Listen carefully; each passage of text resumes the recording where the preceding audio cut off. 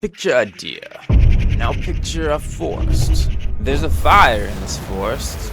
The deer dies. Now remember that mainstream science says this has been going on for millions of years. If this were true, why would God allow such a thing? What benefit could there possibly be for so much death and suffering? Surely there could be a better way for the deer and all of its ancestors to die, right? Wouldn't this make God immoral? Today we are going to discuss these questions with philosopher and theologian Dr. Bethany Sollereder.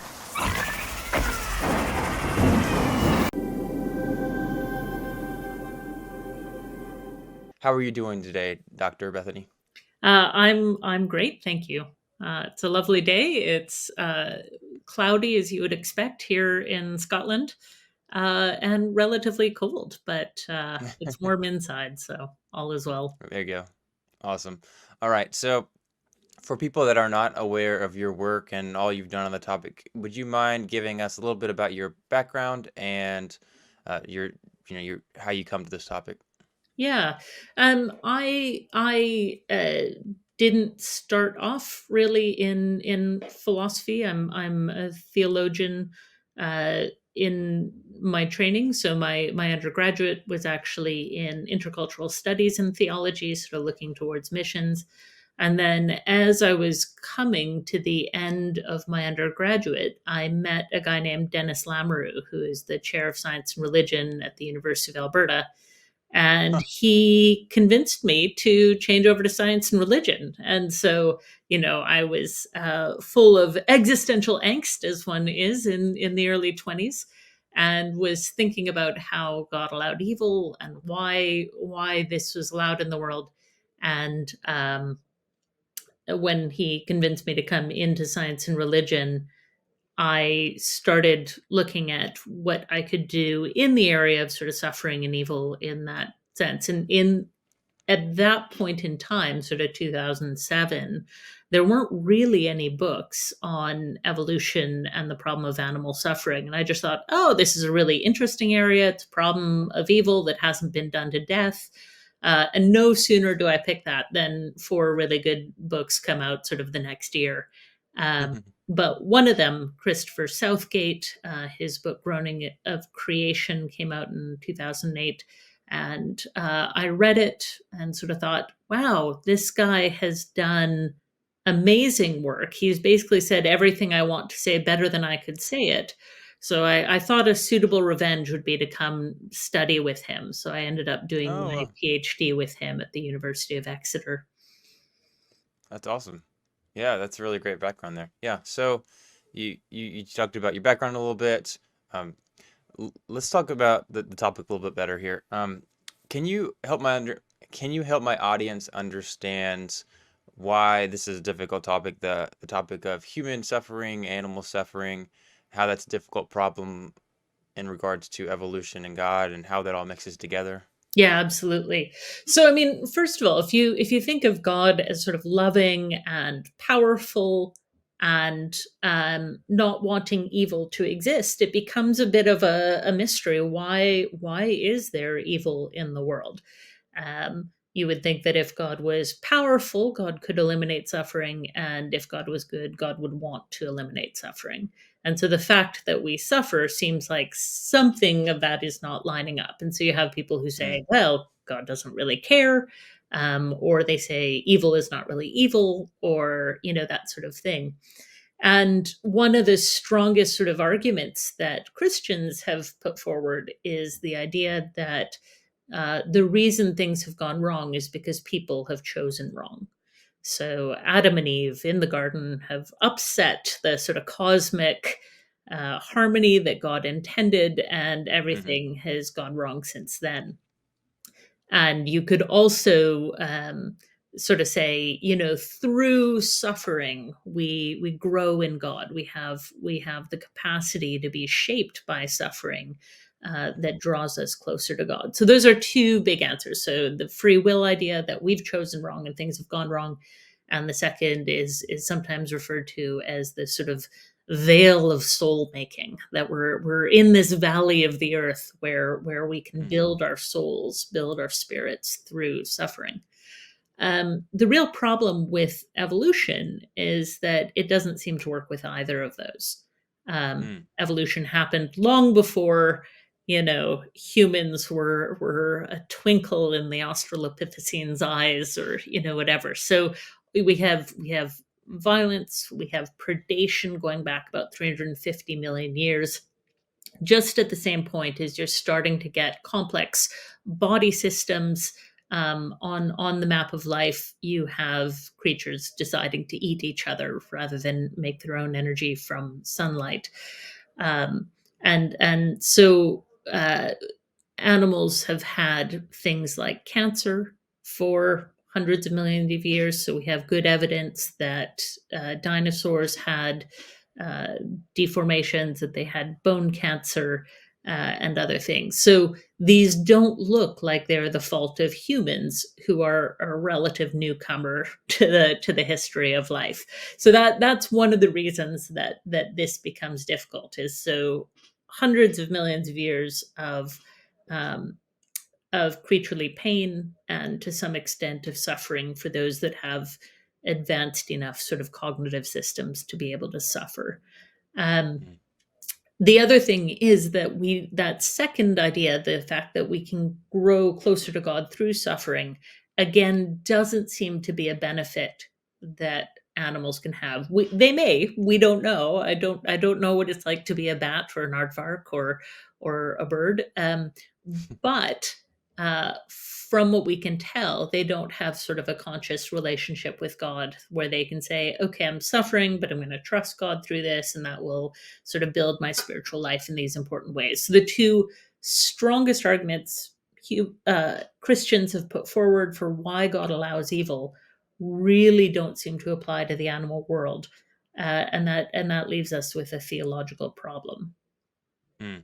Yeah. Yeah, no, it's interesting that you mentioned the whole, Adam and Eve thing. That's kind of how I got interested in this topic. I was listening to a debate between an evolutionist and a young earth creationist, and typically that's purely a either scientific or like, how to study the Bible kind of topic. But the young earth creationist was like, "Hey, yeah, this couldn't have happened because this evolution stuff makes God evil and animal suffering and death." And I was like, "Oh my goodness, wow, I never thought of it like that. That's a really interesting argument." So, yeah, no, it'll be good to get you on for these types of questions to see if how much juice there is to that question. So, and on this topic, you obviously have written a lot about, the different types of questions like that. In your book, Evolution, Animal Suffering, and the Problem of Evil, you made a lot of really interesting points. Could you just go through like a just general summary of that book? Um, maybe get people interested in it, get people an idea of what you wrote about, and then we can after that go into a little bit more detail. Yeah, well, I can try.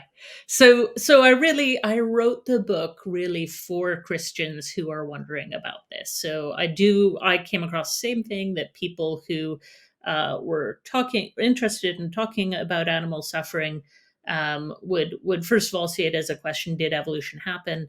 And once we had done all the science stuff, and then we had done all the Bible stuff, then they would kind of be like, but doesn't this make God evil? And so I really sort of worked this out as an attempt to give Christians a good theological foundation that would allow them to address these issues, and at least deal with some of the theological issues that arise if you're in the place where you want to accept evolution as the way God created. So the book really begins with sort of looking at the whole scope of the conversation.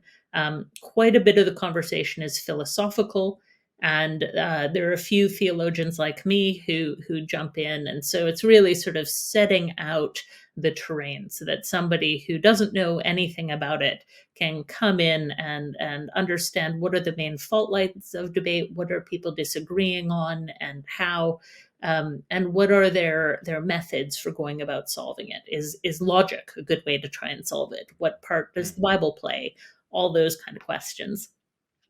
The second, then it moves into much more of a biblical chapter, a chapter looking at the questions of does Genesis 2 and 3, that whole fall narrative, and I sort of stretch it out to Genesis 8 and 9 with Noah's flood, which I think is quite important to the whole thing. But does it actually tell us about a fall of the type that we've come to know? The idea that when Adam and Eve fell, that was the moment that lions started looking at lambs going, wow, you look tasty. Is it the moment where predation emerged, where parasitism emerged, all those kind of things? And so by looking at the text, I try and argue that no, that I don't think that that's actually in the text. What we do see is an accumulation of theology that starts particularly with the Reformation, and it moves from it's figures like Luther and Calvin, and writers like John Milton in Paradise Lost, who really sort of sink this idea that everything was perfect, there was no death of any sort until Adam and Eve disobeyed God. Whereas if you look at the early writers of the church, you begin to see people like Augustine saying, well, of course animals eat each other. This is a right part of God's plan.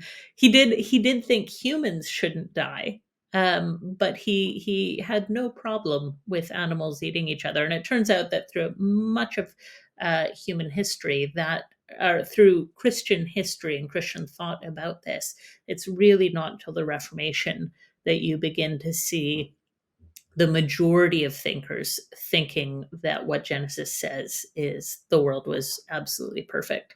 So I do get into the text. There's a bit of Hebrew. There's a bit of lots of different fun, but basically argue that the text doesn't portray this perfect world, where nothing is wrong and where there is no pain, but rather it's a much more complex picture with this sort of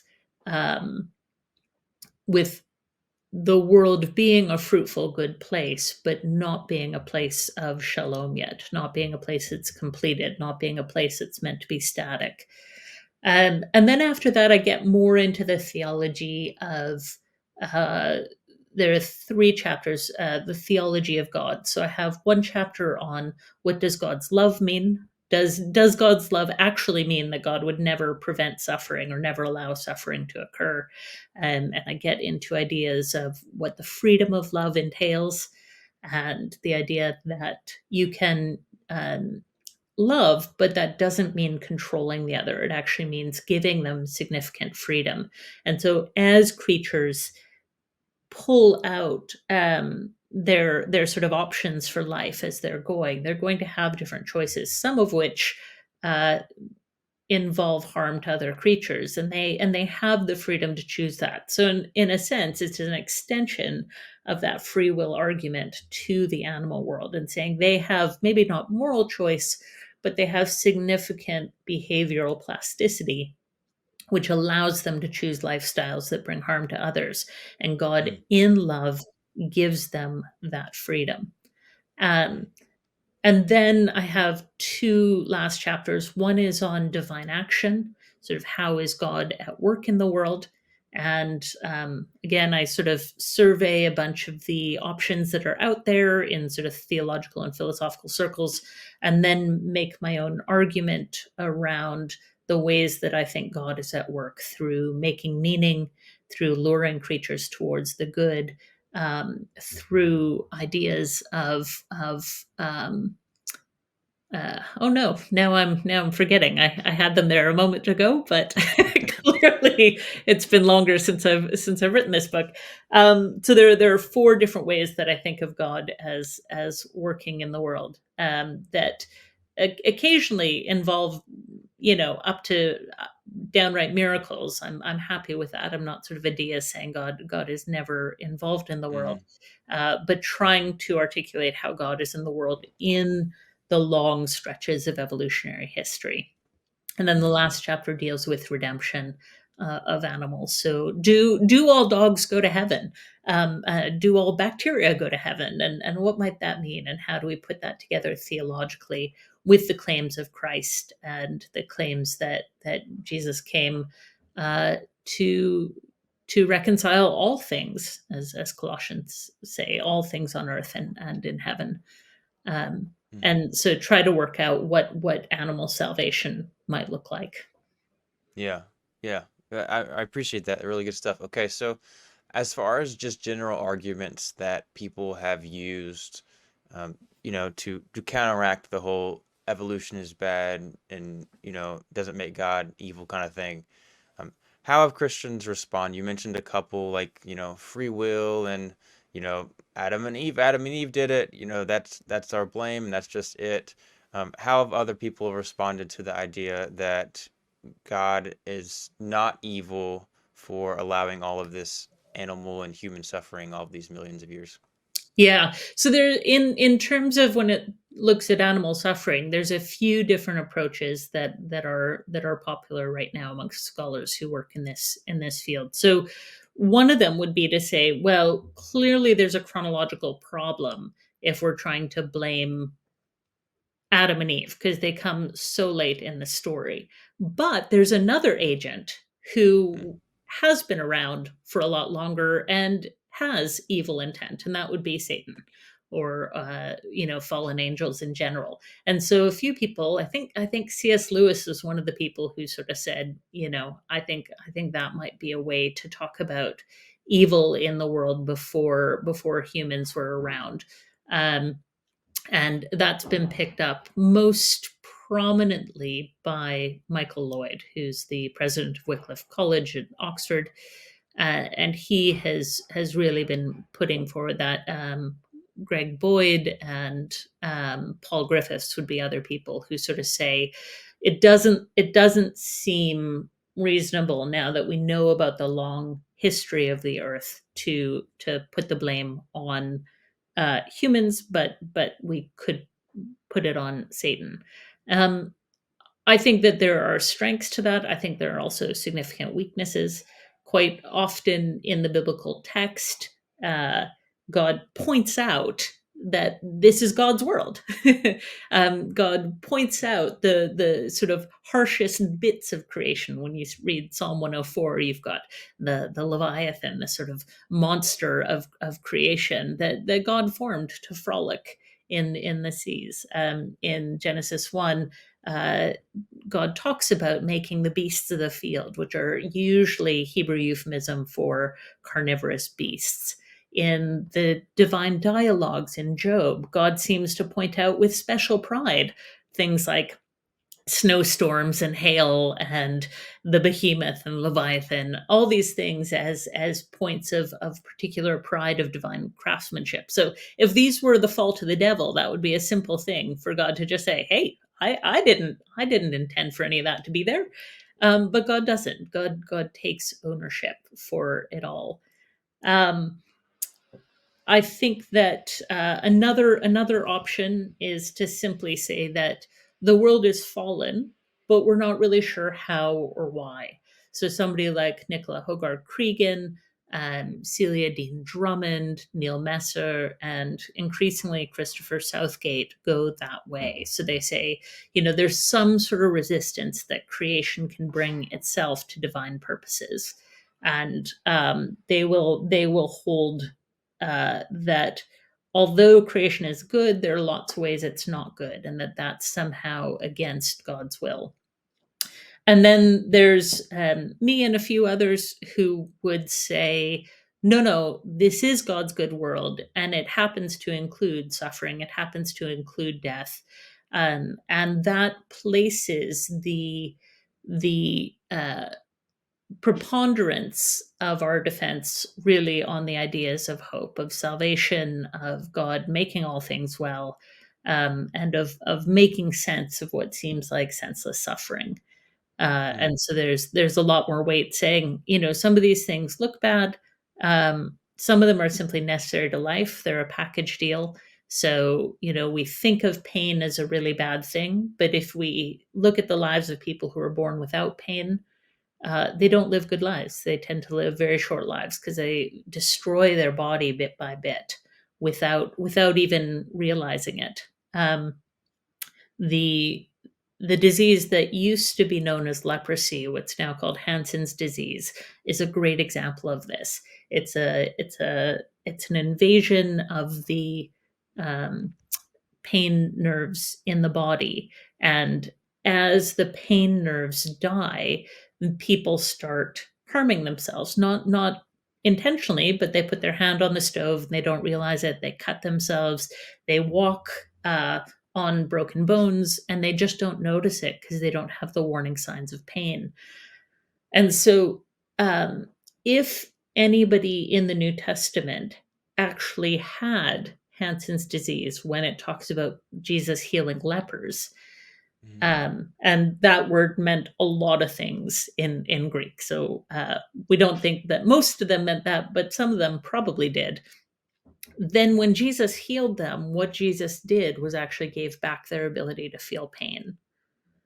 And that's the opposite of how we generally think about healing. So Mm. part of my project is to really say, uh, all things unpleasant are not bad. All things like suffering. Suffering wasn't something that was locked into the beginning of life. Life happened for billions of years without any capacity for creatures to suffer in unicellular organisms, etc. So it's only when you start to get evolutionary development in more complex ways, where creatures are dealing with more complex problems of how do I move around, how do I anticipate the future and remember the past, that you begin to get the possibility of suffering. And the reason it's there is because it's so protective. So if something really hurts us, we remember to avoid that in future. And so what I could talk about physical pain being protective, in the emotional realm, that's what emotions do socially, what basic pain nerves do physically, right? So somebody says something mean to you and it hurts, and that helps you learn how to navigate the social realm, right? So these are things that we wouldn't want to live without, despite how difficult they can be. Mm. Yeah, yeah, it's really interesting to think about how pain is actually seen in a good way in a lot of ways. So you mentioned the whole idea of a lot of Christians will say, hey, that Satan was the cause of all this evil and suffering in this world, and that makes a lot of sense in a lot of ways. So a really popular argument that I hear, at least online, is the idea that God could have chose a world where, from the beginning of his, before this is all even started, he could have said, like, he made the world a completely different way where there wasn't certain types of pain or whatever, all that kind of stuff. So it also seems like just, blaming it all on Satan doesn't really solve that problem because God still put Satan in a place where he would be able to do that. What do you think about that? Is that a good way to think? I mean, that kind of is similar to how it's like, well, God put Adam and Eve in the same place to be able the ability to do that, even though He knew they would sin. What are your thoughts on that? Yeah, I think some of those arguments end up in sort of philosophical quagmires that I find unhelpful. So somebody is like, "Well, I could imagine a world without pain," and it's like, well, yeah, and there's good examples of, for example, human life without pain, but it's not actually a reality that we want. And so I think some of those arguments that kind of say God could have created this other world where we didn't have these would also, yeah, they might not have the particular bads we're worried about, but they might lose really important goods, right?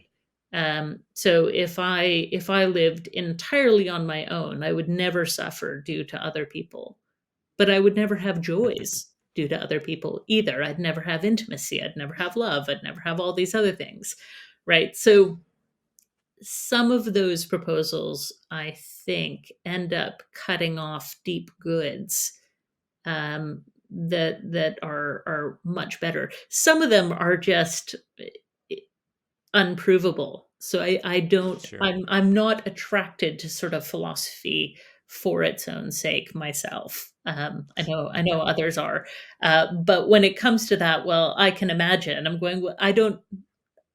I don't find that particularly enticing. I'd rather talk about this is the world we have. How do we understand it in light of the God who's revealed in the Bible? That's what I'm Mm, much more interested in. Um, can we get God off the hook?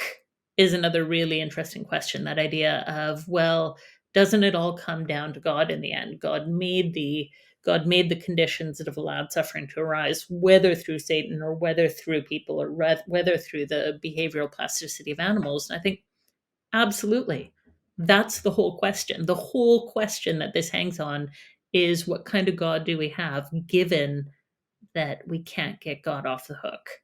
mm, Um, and I think it's really important to not take God off the hook.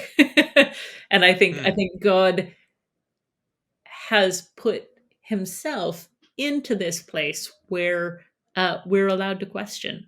And I think that happens in the incarnation. In Jesus, we don't only see God on the hook, we see God on the cross.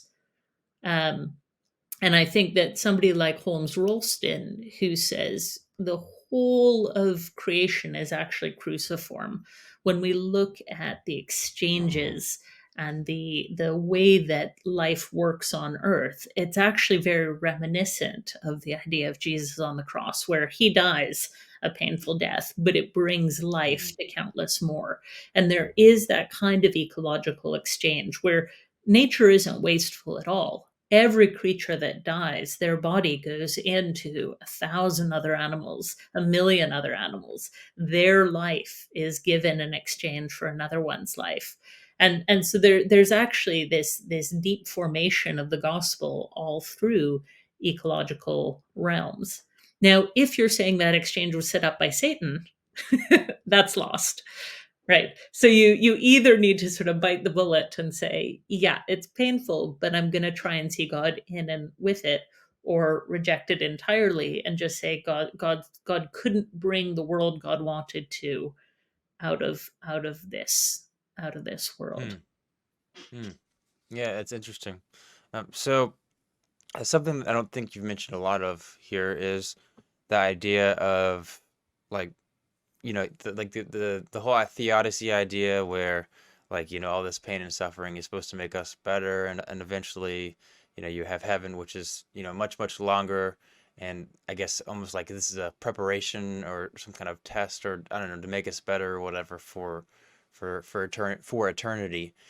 uh, what are your thoughts on that idea? And additionally, with animals as well, since some philosophers argued that, oh, animals might have some type of morality or soul or anything like that. What are your thoughts there? Yeah. Again, a number of really good questions in there.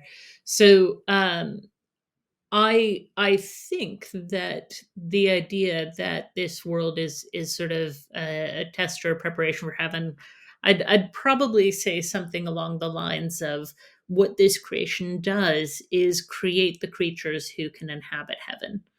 Right. I think that the whole of creation is productive of novelty and particularity. And what I mean by that is, people are like, well, God could just create a giraffe. Maybe, but if you're looking at all the endless possibilities, you probably would never come up with a giraffe, because a giraffe is a result of the evolutionary history that led to it. Its weird spine, the number of vertebrae it has, which is the same number of vertebrae you and I have. There are lots of things about a giraffe that you would never come to if you just tried to design one from scratch, right? Mm, There's a lot of things. And so the giraffe is a gift of the sort of contingency and possibilities of evolution that have been hammered out over these hundreds of millions of years, and indeed billions of years of evolution. And so I think that it is creating these unique creatures, from the giraffe to the rabbit to each one of us, to you and me, who then are the people who take up residence in heaven. And one of the long questions has been, do animals have souls? Do animals have the capacity to go to heaven? And in one sense, the question of, do they have souls, was never really a question. The answer has always been yes in Christian thought. The main debate was actually over whether they had the type of souls that could survive death. And Mm, so I won't get into the weeds of it, but in sort of Aristotelian views, you had three different kinds of souls.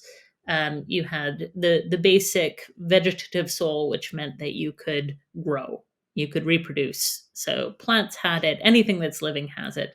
Then you have the more animal soul, which means you have senses, you can move around, you can um, think to some extent. You can again reproduce, but more importantly, you can walk around. You can make decisions. And then humans, in particular, were seen to have the rational soul. And the rational soul was long thought to be the only soul that could survive the death of the body because it didn't rely on having a body to survive the same way that the sensitive soul did, because it was linked to the body entirely. Now, of course, at that point they didn't know about how the brain or the mind worked, or the reasons we would now think that even rationality is very physically embedded. So I think, given that new research on how physical the mind actually is, the idea that the rational soul is somehow vastly different from these other three is, I think, not very persuasive. So I'd rather say anything that has a body, anything that is living, has as much chance as anything else of surviving death, because the way we mm, survive death is by resurrection. God recreates the body, and thus it sort of opens the floodgates to non-human animals, and indeed all sorts of creatures, not just animals, but bacteria, archaea, protists, plants, being part of the resurrected life as well. Um, some people disagree with me on that, and that's fine. This is largely speculative, and I think the yeah. purpose of discussing these is less to say I can prove the final answer, and more again to ask about what is the character of God. And so, Mm, well, some people would say, well, you have to have these characteristics. You have to be yay tall to enter heaven. I'm more likely to say something like the proper answer to what will God save is the answer to the question, what does God love? And mm, so if the answer to what does God love involves bacteria, then I think bacteria will make part of the resurrected life, you know. mm, But the way that this ends up in the animal suffering debate is, are they due some sort of compensation for when they die? So when a seal pup is torn apart by orcas who are just playing with its body, have no intention of eating it, its life seems to be wasted. So does God plan to recompense it for its suffering? And I mm, think I think that yes, but I think so much more than that. I think if we could see the glories of heaven, the difference between the one who needs recompense for suffering and the one who lived a full long life, in comparison to the gift of eternal life, I think will be so small that the difference between them will be negligible. mm. Yeah. Yeah. So if we haven't hammered the point, I just really wanted to go deeper into the idea that, like, there can be a deer in the woods, say 17 million years ago or something. I don't know if that actually fits with the evolutionary timeline, but say there's a deer in the woods 17 million years ago and it dies and nobody even knows about it, nobody even hears about it. It's just absolutely a terrible death. And a lot of people have asked, okay, surely that's happened at least once in history. How could good ever come from that? Can you talk about your thoughts on that?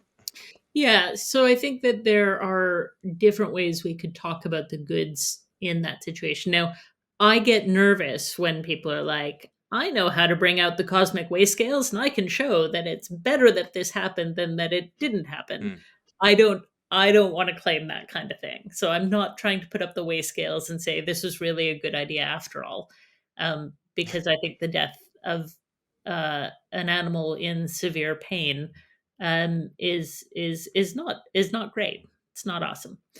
But having said that, what happens? So the classic example brought up by William Rowe is of a little fawn, a baby deer who gets caught in a forest fire. and then take several days to die, Hmm. because the burns were bad enough to disable it, but not bad enough to kill it for a certain amount of time till it dies of thirst, really. Yeah.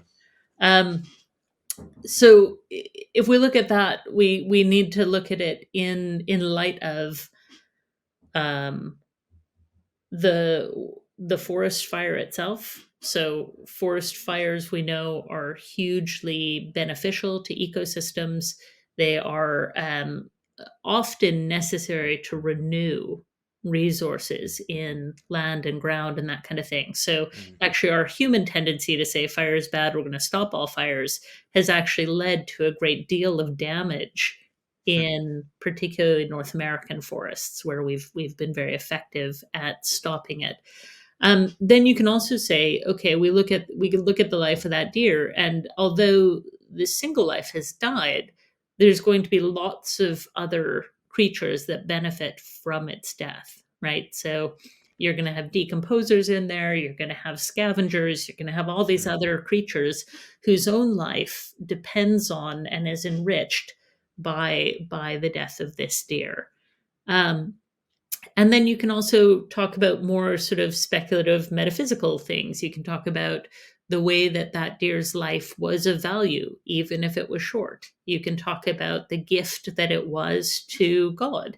You could talk about the ways that its life were part of the fulfillment of its parents' lives. I mean, so there's all sorts of different ways that we could talk about the goods.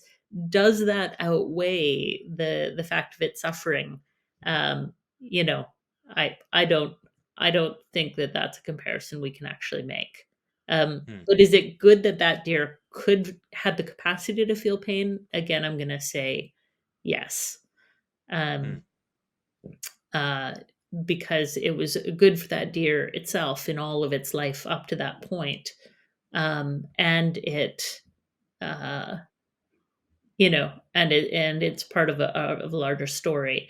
Now, in addition to that, I'm also going to say that I think that there is eternal life waiting for that particular deer, um, and that you had said when you set it up, nobody saw it, nobody. Well, I'm going to say there's no creature that suffers without somebody seeing it, and I think that Yeah. there's no creature that suffers alone. And this is where arguments about sort of God's co-suffering with creatures come in. Hmm. And yeah, that was one of my divine actions, God co-suffering with creatures. Now it's come back to There me. you go. Um, the idea is often critiqued in the sense of, if I go to the doctor with a broken arm, the last thing I want is for the doctor to break their own arm, and co-suffer with me. We want release from our suffering, not for God to necessarily suffer with us. But again, I think what it does is it changes the kind of God we're talking about. If God kind of sits in heaven in perfect bliss and says, I'm quite happy for all of you to suffer for my purposes. You end up with somebody kind of like Lord Farquaad from Shrek. I don't know if you remember when he wants to send out the knights to rescue Princess Fiona because he doesn't want to go himself. He kind of says, "Some of you may die, but that is a risk I am willing to take." You know, and it's so easy for theological systems to sound a bit like that. But if God shares in the suffering of creatures, then although God doesn't prevent it, you don't have a Lord Farquaad view. You have a view Hmm. of the one who feels every pain, who notices every suffering, and who participates in it and takes responsibility again for the suffering that happens, not only in co-suffering with creatures, but particularly on the cross, where i Hmm. think i think Jesus shows us what God is most like. Hmm. Yeah, that's an interesting perspective. Yeah, like that's definitely worth diving into. So you did briefly talk about how you don't like to talk about like the what ifs, like God could have changed physics just a little bit, or he could have done this or that.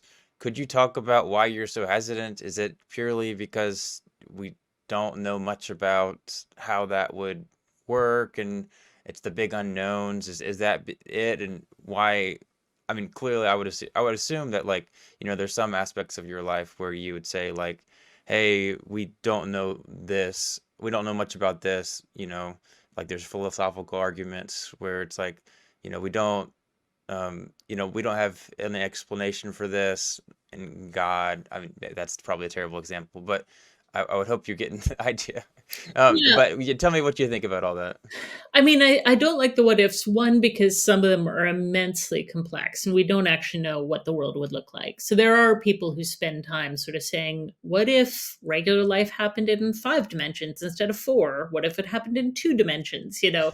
And then they kind of work out mathematically that actually three space dimensions and one time dimension is actually makes a very stable universe, and most other universes would collapse upon creation, et cetera, right? So we could start with the very laws of physics.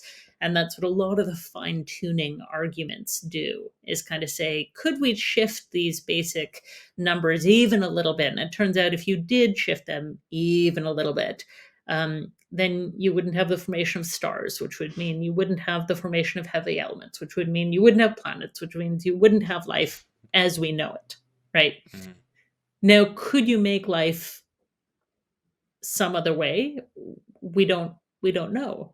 The only sort of example of that in the Christian tradition is the creation of angels, right? Who clearly, well, not clearly, but seem to not have bodies in a physical matter, but seem to be pure spirit. So if angels exist, then they're an example of God doing life a completely different way. But Mhm. clearly, if angels are real and demons are real, that had its own challenges and had its own possibilities for fallenness. So it doesn't even mean like even if God made life radically different, there seems to be some choice element that is critical to life, and I just don't think we did avoid it. So I just don't think they actually get people to where they want to be, which is some sort of certainty around, this is the best of all possible worlds. I'm Mhm. not willing to say that either. I can say these are the goods, these are the harms, these are the advantages, these are the disadvantages. And can God be good given this mix of things we're in? I think so. To sort of say, well, why didn't God take this other one away, right? The classic example is volcanoes. Volcanoes and earthquakes kill a lot of people. They can be really devastating. We can think of the 2005 Indian Ocean tsunami, etc., and say, why didn't God just make a world um, without these processes that are so harmful? And you sort of look around the solar system, and you're like, oh, actually, God did make a number of other planets that that don't have plate tectonics. So you can look at Mars, you can look at Venus, Hmm. but they're completely lifeless. And part of that does have to do with their position from the sun, but part of it also has to do with the lack of plate tectonics. So it looks like in early Mars there was liquid water on Mars, but the failure of having no plate tectonics led to conditions that didn't allow that to stay. On Venus, where there are also no plate tectonics, the heat that is created by the radioactivity in the heart of the planet, and our planet as well, on Earth, 90% of that heat gets used up by the plate tectonics, by that cold rock being pushed back down under, and volcanoes spewing magma uses up the heat that the Earth generates. On Venus, where that doesn't happen, the crust just gets hotter and hotter and hotter and hotter and hotter until the whole planet goes molten every once in a while, Hmm. which they call a resurfacing event.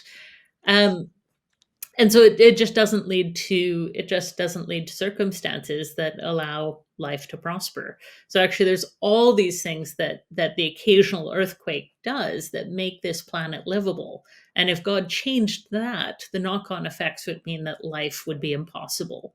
So you sort of think, a clever demon wouldn't cause plate tectonics and volcanoes, it would stop them, because that would be the surest way to eliminate life on Earth. Hmm. uh, Yeah. Well, there's the whole idea of like natural evil, natural disasters are evil in themselves.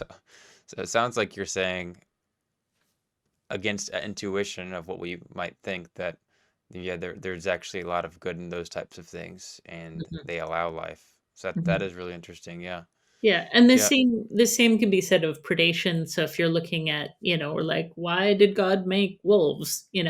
But where deer populations don't have wolves to keep down their numbers, like here in Scotland, where I currently am sitting, um, it's a complete ecological disaster. They Huh, breed without any sort of limit, and then they eat all the things that are available, and then they largely starve to death, huh. because they can breed far faster than the ecological system can renew their food sources. And so deer are not happier because of the lack of wolves. They're actually much worse off and go through a lot more suffering from things like starvation than the occasional one would if it's hunted by a pack of wolves. So actually, the government spends a lot of money to cull wild deer herds here, because it's more humane.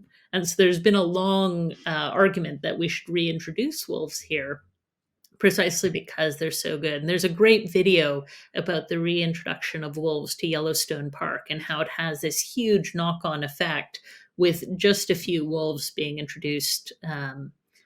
Can't remember when it was, but a few years ago now. And it's just a really interesting thing to say that, we tend to focus on the individual harm without this sort of wider story. And that's particularly why the what ifs are not very helpful debates, because Hmm. we're often ignorant of the wider context that can set that particular harm in balance. Hmm.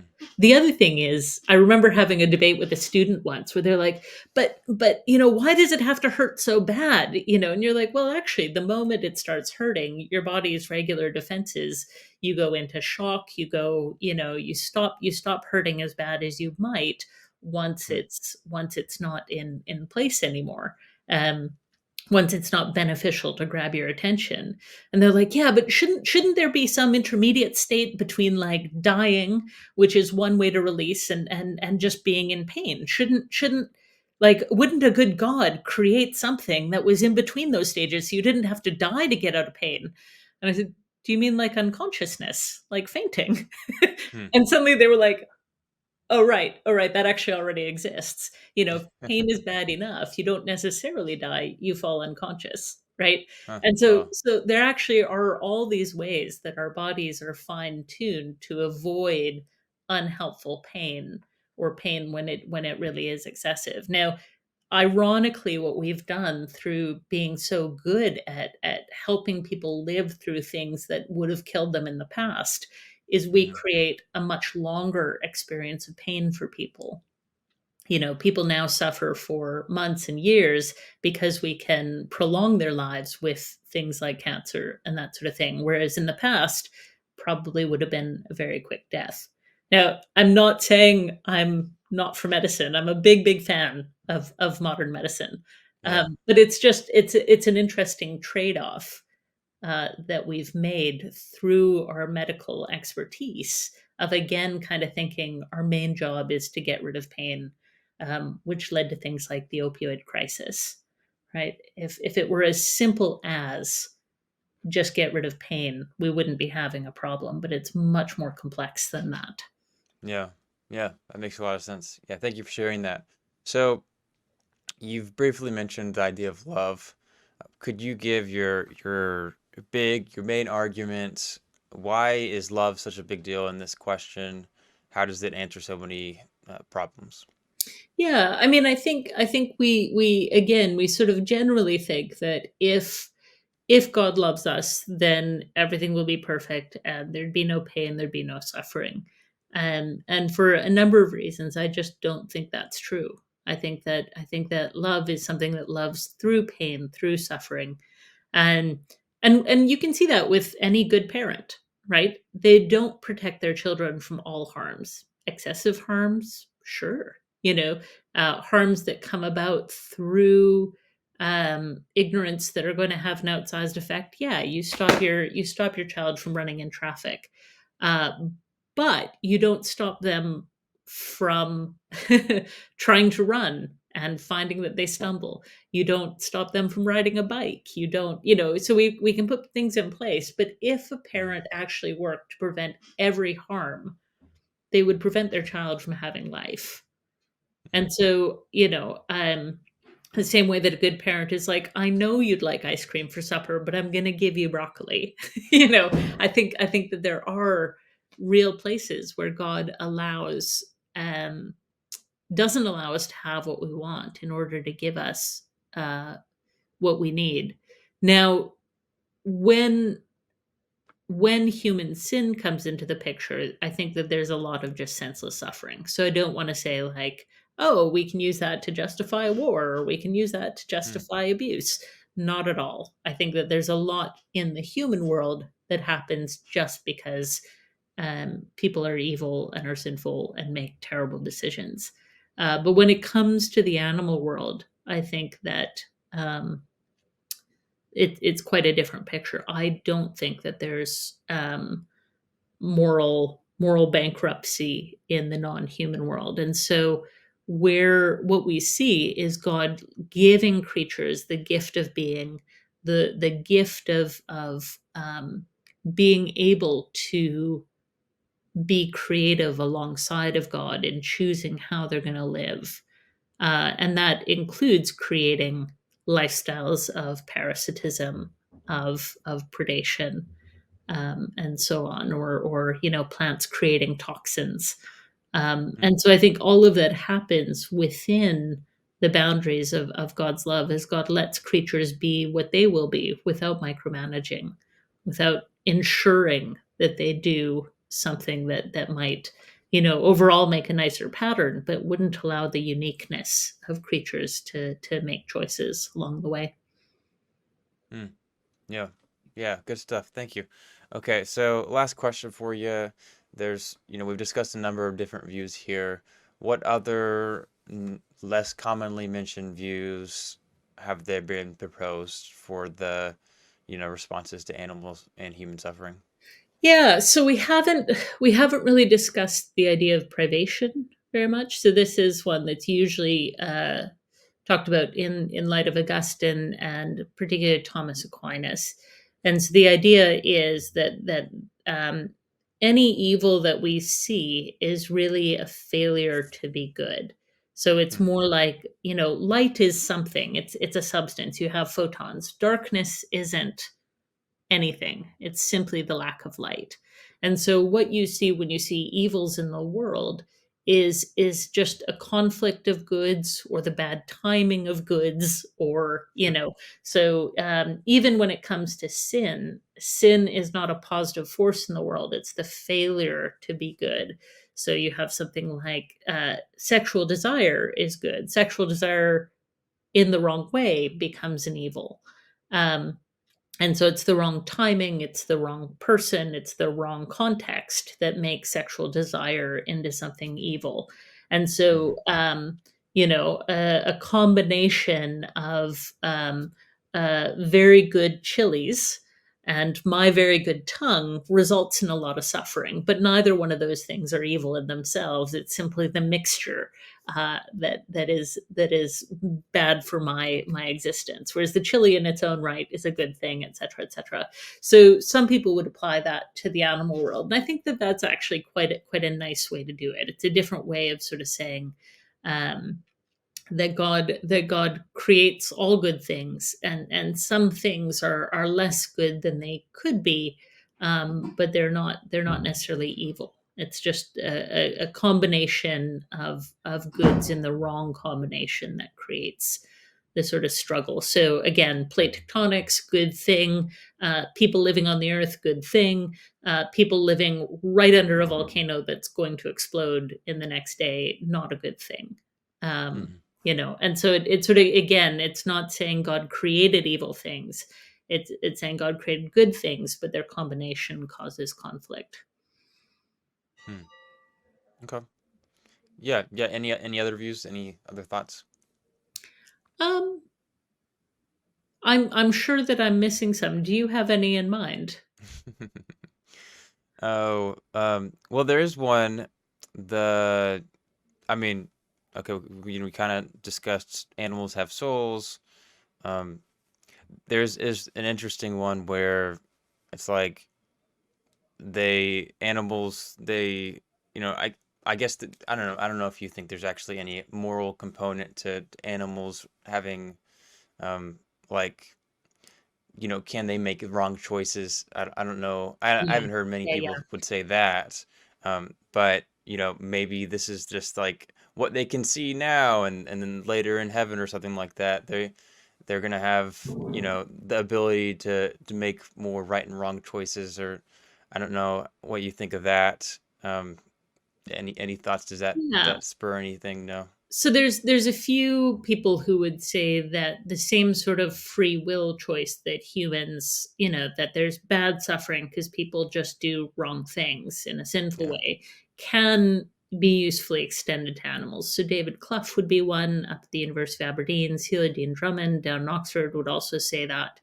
And they look at animal behavior studies and various other ways and try and say, as far as we can tell, in creatures like chimpanzees, there seems to be Hmm.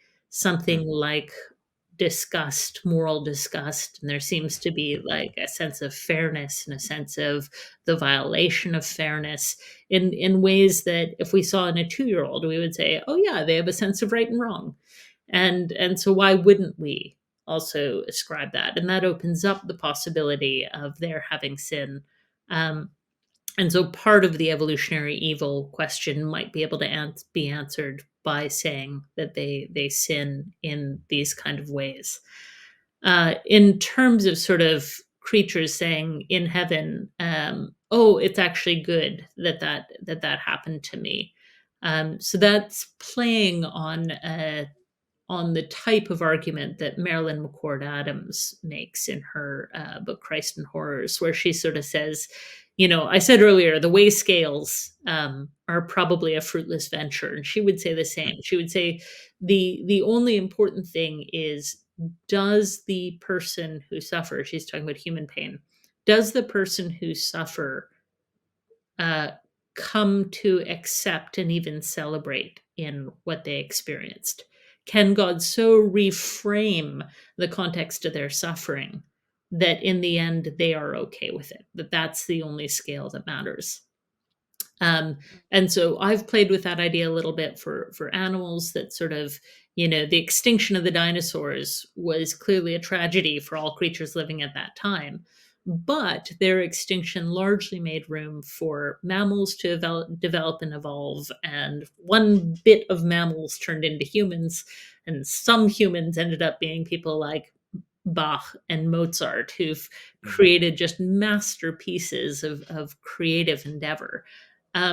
That if we trace it backwards, we could go all the way back to the dinosaur that died. So if in heaven it can see that its demise, and this would clearly involve it having more intelligence than we think that they probably had. But if they could somehow be made to see that their death led through various indirect ways to the music of Mozart and Bach, would they look at that and be like, "Yeah, okay, fair choice." I'm okay with that because I see how much it contributed to the growing good of the world. Um, and I think that's a possibility. I think that God can sort of draw those links across time in ways that the animal who died is in some ways glorified. Their life is glorified by what it meant in the long run, Hmm. and that they can be receptors of that sort of glory. And I think John Schneider has played a little bit with concepts of that, as has oh no, I'm forgetting the name of it now.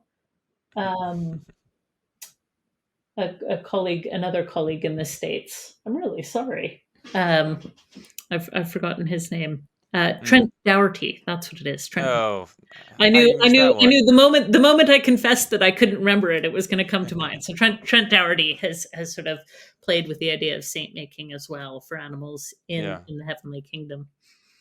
yeah. Yeah, that's a very popular one, from what I've heard. Another idea is, I guess maybe just making sure that the question is framed right, because I guess when you talk about like, oh, millions of years of animal suffering, you know, it gives you the impression, I guess, that like it's just on and on and on of just all suffering, but it's also worth mentioning that there's a lot of good that comes, in all of that, like, the deer that, even the worst situations where the deer that, is in the forest or whatever, and burns to death and all that kind of stuff, that they still had I would assume, like a great life, or, a good life, or, you can make that argument that there was a lot of good that even came before that. So it's not like it was just continuous suffering all the time, even though there are some situations where that does happen. Um, but yeah, no, that's very helpful. Thank you for that. So yeah, I do want people to get more familiar with your work though, so they can have resources to go to, and if they want to. Can you tell people more about the other stuff you've written on, and maybe what you're working on now? Yeah. So if you're looking for just sort of short form articles, really, the two places I would look are the Christian Century. I've got a couple articles on there in their archives, and on Biologos, the website that was started by Francis Collins. And both of those would be just sort of short, 5-10 minute reads. If you're the biggest thing with me is being able to spell my last name. So Sollereder is a unique name. My family are the only family in the world with it. So if you can search Bethany Sollereder, and hopefully you'll have my name in the show notes, people can find my writings quite easily. Um, but I'd look to those two places first. If you're looking for a little bit of a longer one, but still really an introduction, I've written a little book called Why Is There Suffering? Pick Your Own Theological Expedition. Hmm. And what this is it's the first theological choose your own adventure book. So rather than me just saying, this is what you should believe, and this is why you should believe it, and this is what I think, and why I think it's persuasive, what I try and do is I put the reader in the place of the theologian. So you begin with a question: what is God like? And then, if you think God is loving and powerful, then you're going to turn to sort of page 8. If you think God exists but doesn't really care about us, then you turn to page 12. If you think God doesn't exist, then you turn to page 23, that sort of thing. And so you're making theological decisions along the way, building your own view, and then you can go back and restart and think, okay, what if I want to investigate somebody else's view? How might somebody else think through this, make different decisions? And it just sort of lays out the landscape of how people have thought about this question in what I hope is a really inaccessible, a really a really accessible way, um, a way that doesn't use a lot of big words. It doesn't use a lot of grim examples. There's not a lot of torture stories, etc., that often pervade this sort of literature. Um, and then if you want the bigger book, then it's God, Evolution, and Animal Suffering. And that is far longer. It's far more sort of academic in its tone and its approach. But it's where the sort of biggest amount of my work is now. At the moment, a book that I'm working on with a few colleagues is going to be sort of a conversation between us on this question. So we've got Christopher Southgate, Neil Messer, Michael Lloyd, who I discussed before in relation to the satanic thing, myself, all sort of presenting our views and having a response from Paul Fiddes, who is a professor of systematic and historical theology at Oxford, and and so we're writing chapters. He's responding to them, and then we will respond to him and to each other. Yeah. And so, sort of, you can see what happens if scholars are put in a room together, allowed to discuss over a couple of meetings, how we differ and why we differ.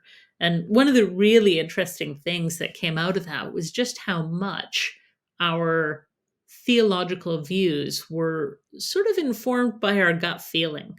You know, Hmm.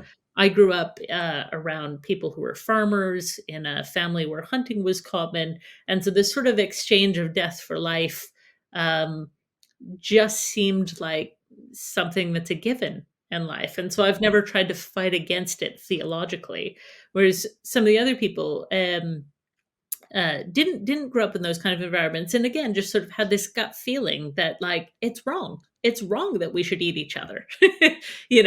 and work out their theology in that way. It's wrong that people that we love die.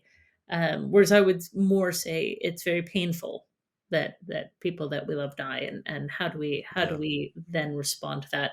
So that's one thing I'm working on. The other thing I'm working on uh, is on climate change and sort of what do we do if we can't stop it. So Huh. quite a few eco theologians have been working on ideas of sort of how can we stop this? How can we have a more just relationship with the world? Think those things are really good, but I also want to do some work saying, and what if we fail? How do we encounter? How do we face the realities that will be coming out if we do fail? Hmm. So, Yeah. cheerful stuff, things that really bring a grin and yeah. Yeah. Well, no. I mean, someone's got to answer those questions. Otherwise, we're left in the dark by ourselves, and Hmm. that's a much worse place to be. But no, thank you so much for coming on here. It's been an absolute pleasure, and I've really appreciated just getting my questions answered, and I'm sure a lot of people else will also be asking those same questions. So I think this is going to be real helpful for a lot of people. But once again, thank you so much for coming on, and I really appreciate it. Did you have any last thoughts or anything else you wanted to say?